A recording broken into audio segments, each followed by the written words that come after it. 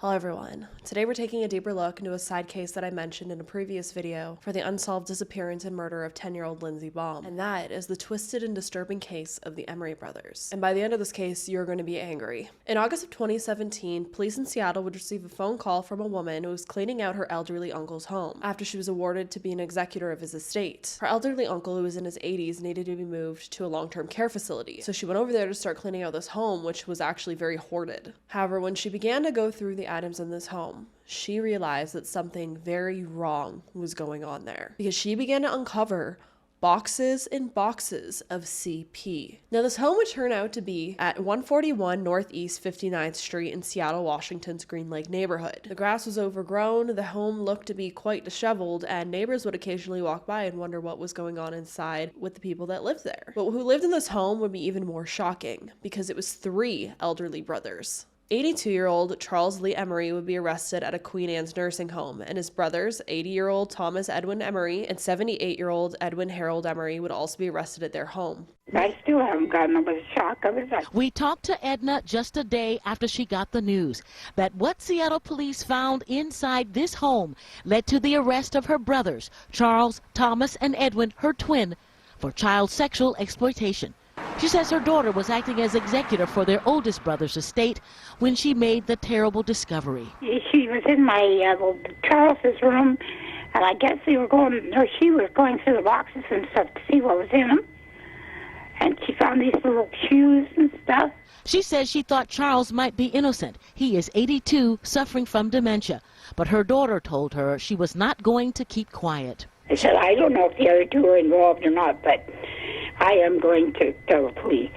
Your daughter said she was going to tell the police. Yeah, she's going to tell the police right away. And she did. These are pictures a neighbor took of Seattle police at the brothers' house last Friday and Saturday. Neighbors in the quiet Green Lake neighborhood said that they were always curious about what went on in the dilapidated house that clearly wasn't cared for. The brothers had lived there since 1962. Charles Emery had also actually worked as a janitor at Seattle's Children's Hospital from the 1970s to the 1990s, a predator's playground. And to make matters even worse, this apparently wasn't the first time that Edwin had gotten in trouble for CP. In 2013, Edwin ended up bringing his computer to an Office Depot store for some repairs, and the workers ended up discovering about 20 images of CP on the computer, and they of course ended up calling police. Now, during this investigation, Edwin actually fully admitted to investigators that he had SAed 2 of his female relatives decades earlier, stating to the police that one of these relatives was around 8 to 10 years old and he would repeatedly SA her while she sat on his lap. Edwin was around 25 or 26 years old when this took place. He also admitted to police that he had a sexual attraction for sub-teenage girls. And here's the thing, the relatives that were SA'd by Edwin would actually also come forward to police, telling police that not only Edwin SA'd her, but Charles did as well, stating that Charles also gave her alcohol, dressed her up in similar socks and shoes that would later be found in the House of Horrors, and then he would go on to SA her. However, once again, the system would fail us all, because no charges would end up being filed after prosecutors determined that the images, and I quote, did not meet filing standards for exploitation crimes against children, end quote. Also stating that the statute of limitations had expired. It's awful the way that the system works when it involves crimes against children. Now, next door neighbors would go on to say that they never seen girlfriends, wives, or any type of female relatives or spouses at the Emery brothers' home. None of them had ever been married, and none of them had their own children, and they didn't have a close relationship with their family, which when you continue to find out what they did, you won't be surprised why no one wanted anything to do with them. It would turn out that police would not only uncover CP in the home, they also found evidence that the 3 brothers had been SAing their own female family members for decades, again reinstating what Edwin had admitted in the past. And this included the niece that ended up discovering the CP in the home, their own sister, as well as children as young as toddlers in the family. It's just absolutely horrific. Inside the home, police would find the hoarded horrors these brothers collected, because not only were they SAing family members, they were collecting pictures and videos as well. Police ended up finding children's worn clothing, underwear, shoes, toys, movies, and I quote, investigators believe each of the men spent the majority of their lives SAing children, end quote. According to the criminal complaint, it detailed the home was covered in, and I quote, images of minor female children, both clothed and nude, engaging in sexually explicit conduct and lascivious display, end quote. The worst of the worst was inside of this home, essentially. and keep all of this in mind when I talk about their sentencing later. Furthermore, the authorities would also go on to find books and articles and material of missing and murdered children's cases, meaning these brothers were looking this stuff up and studying it and obsessing about it. And it goes further because police would end up searching the brothers' computers, and these computers showed search terms that these brothers were still actively looking for victims to SA, actively looking around the time of their arrests. So if anything, I want this video to show you that old men are just young men's minds and old bodies. These old men may look sweet and weak and innocent, but they are just as capable of horrific things as the body of a 20 or 30-year-old predator. And clearly in this case, they were predators from their 20s and 30s and onwards. They've been predators for over 50 years. But what was even more disturbing, because surprisingly this case can get even worse, was that the oldest brother, Charles, was actually obsessed with the idea of satanic rituals, kidnapping, torturing, essaying, and murdering little girls. And he wrote about it endlessly. The police ended up finding multiple pages and books worth of writing of Charles obsessing about this stuff. One of these writings was actually found partially burned with a child's hat. So when police ended up finding all of this material and information, they started digging up the property. They looked under the sheds. They were trying to see if Charles had in fact acted on his impulses, because it seemed he acted on the urges of essaying children. So did he go farther and act on his urges and impulses for murdering them as well? However, this home in Seattle wasn't the only home that these brothers owned. They also owned a 17-acre property in Shelton, Washington, about an hour and 40 minutes away. Now apparently there was this fourth brother named Donald, and he died in around 2016, but he had lived in that property. This home was described as a decrepit lake house, and here police once again would start searching the land in hopes of finding missing children in the area. Cadaver dogs were brought in, but I didn't see any updates of whether or not they found anything. I'm guessing it was a no. However, when Edwin and Thomas were asked about their concerns about children being maybe buried or murdered on the properties, they ended up denying any knowledge of anything of that sort, but then they went on to say that it was, and I quote, "possible kills took place if everything the officers were saying was true," end quote. So what does that mean? That's kind of a roundabout way of saying, like, I'm not going to admit that I know something may have happened, but, you know, if you think there's evidence of it, it may be possible. Like, what? Now, keep in mind, all of this happened in 2017. So that was about 7 years ago, give or take at this point, and I haven't seen anything come of either missing or murdered children being found on their properties or evidence leading towards that at this point. However, as I said at the beginning, the Emery brothers have been mentioned in quite a few missing and murdered children's cases, namely Lindsay Baum's case. And this was because they would end up finding one of her missing persons flyers inside of the home, which is big red flag, if you ask me. On top of that, she also disappeared in 2009, about half an hour away from the home in Shelton. Police saying, and I quote, "they definitely were the type of men who would have victimized a girl her age," end quote. But the disappearance and murder of 17-year-old Tracy West is another case possibly linked to the Emery brothers as well. On October 20th of 1988 in Shelton, Washington, Tracy would end up leaving for work around 4 p.m. She worked in a restaurant in Taylortown, Washington, about a 10-minute drive from her home. So Tracy ended up jumping on her motorcycle like she did every day when she went to work, and she ended up taking the trail that she would always take that led to her job. However, Tracy would never arrive at work. And when she didn't arrive, her manager ended up calling her parents, which then they ended up calling the police and reporting her missing. Tracy's motorcycle would end up being found along the trail, keys in the ignition, turned upside down in some bushes. Her glasses were also found along with her helmet, and police believe this was all staged to look like a crash. It wouldn't be until nearly 6 years to the day of Tracy's disappearance the hunters would end up coming across a skull in the woods. Police would end up investigating this area and would also end up finding other items that were linked to Tracy that would have been on her person when she went missing. In the end, the remains were identified as 17-year-old Tracy West. Police to this day believe that Tracy was abducted off of that trail. Now, I didn't see anything about police actually finding any evidence at the Emery brothers' homes. However, she did go missing from the exact same town that the Emery brothers also lived in Shelton. Interestingly enough, her remains were also found in the woods by hunters or hikers, just kind of like in the Lindsay Baum case. So now that we have all of this information, and I'm sure there was so much more that the police didn't reveal because this house was just absolutely horrific, the things that they found in there, let's talk about how these men were sentenced. And this is where we will all get angry. In 2018, Thomas Emery was sentenced to no more than 9 months in prison for the possession of CP.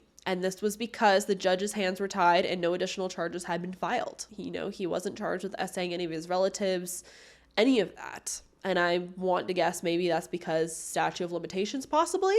I don't know. I'm just wondering because it happened in, the 2013 case as well. Why these limitations exist, I do not know, and I do not agree. Now, to make matters even worse, after his 9 months were served, he was going to be allowed back into his Seattle home. However, the judge was able to say that they could place him on probation after his sentencing and severely limit his contact with minors. And let me tell you, the neighbors were rightfully pissed off and angry. One neighbor testifying in court saying that Thomas had tried to talk to his 2 preteen daughters across the fence that separates their backyards. So let me get this straight. I understand the judge's hands are tied, but how are they going to limit this man's interactions with minors if there are minors literally living next door? Fancy me that. Please explain to me how they protect children by allowing these men, these predators, back into society where children are right next door to them. It blows my mind. They're not going to be able to. That's the bottom line. There's no way that they could. And despite everything, Edwin was also sentenced to the exact same 9-month sentence. And then when it comes to Charles, who has the majority of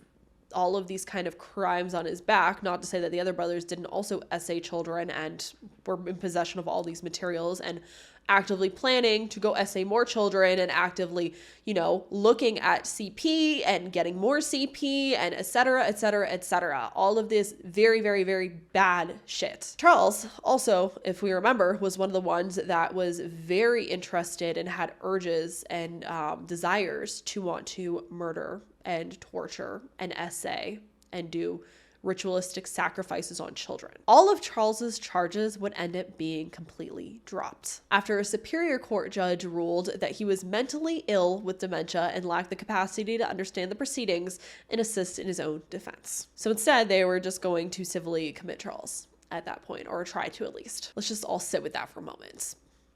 Not only did 2 of these brothers only get 9 months in prison, the eldest brother, who had the most accusations against him, had all his charges dropped because he has dementia. Basically, none of them got in trouble, in my opinion, for what they did. They essentially all got a slap on the wrist. Crazy. It's crazy to me. And it's crazy to me that this case isn't more widely talked about. I could hardly find any videos on it, honestly. I found a couple urban explorer videos of people going through the home, the lake house that was kind of falling apart. And the only other updates I really have on all of this is that Edwin and Thomas were eventually released after serving their sentences, and they most likely live back in that house in Seattle. And since then, it looks like from Google Maps that they've built a very high fence around the home, and they also have a no trespassing sign, because I'm sure a lot of people besides the neighbors as well were going by this home. They were very pissed. They're very angry that these men are back here and back allowed in this community. And yeah, it's horrific. As far as I seen about the lake house, there was an urban explorer video where someone went and went through the home because it was abandoned at the time. But now it looks from Google Maps like someone either bought the house or whoever now has the house or owns the house rebuilt it and remodeled it. So that's the other house. And yeah, it's as if nothing ever happened, it seems. I honestly haven't really seen many people talk about this case. I haven't really seen many videos on it. And considering how horrific the material was that was found in this home these 3 brothers shared and the crimes that they were accused of, the fact that they just got a slap on the wrist and then all of this was swept under the rug is it's mind-blowing to me. It's so mind-blowing to me, especially since police truly believe that they may have, committed even worse acts and maybe possibly murdered little girls. Because honestly, even if they didn't find any evidence at the homes, what's not to say that a decade prior or even, the 17-year-old girl who went missing in the 80s, are they really going to find evidence of that in, 2017 in the home anymore? If they did do something to her, if they did abduct her off that trail and then murdered her and left her in the woods somewhere, they might not even have taken her home. So, the fact that they didn't find any evidence in either of these homes, it seems like, or you think it would have been reported on. Maybe not. Maybe the police did find stuff and they just have kept it hush-hush because they're trying to build cases. Men seem to be too old to really do much with at this point. It seems it kind of reminds me of the Golden State Killer, although they did charge him with stuff. And again, as I said, at least we can end this video with the notion that even old men can do horrific things. Do not let these older men fool you. They can use their age on their side to look like, you know, they're very elderly and like decrepit and sad, like, woe me, when really they're just as capable of assaulting a child as, you know, a younger person is. And clearly they admitted it. They have been doing this since they were in their 20s. So it's just horrific that there was no justice in this whatsoever. Not one drop of justice. 9 months in prison, that's nothing. These men got to live their entire lives. They got to do whatever they wanted, when they wanted, to whoever they wanted, it seemed. And then when they finally were caught for it, nothing happened. It's awful. That is our justice system, apparently. What I want to know is how you all feel about this case. Have you ever heard of this case before? Because again, I didn't until I looked into the Lindsay bomb case and I just randomly seen it mentioned in one article. I don't know why this isn't bigger news. I don't know why this is more well known and talked about. This is a horrific case. I don't know how there wasn't justice, but let's have a chat about this down below. I want to know how you all feel. Are you just as angry and in awe as I am about what ended up becoming of this case? I'll be in the comment section chatting with you all. And as always, if there are any cases that you want me to look into, let me know in the comment section as well. I hope you all stay safe out there, lock your windows and doors, and I hope to see you in the next video.